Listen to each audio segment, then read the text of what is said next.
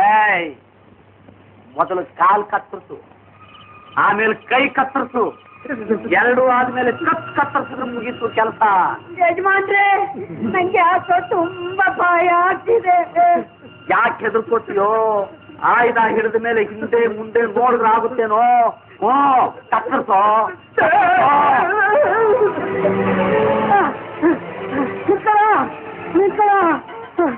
ಏನು ಏನು ಕೊಲೆ? ಎಲ್ಲಿ ಅದೇ ನಡಿ.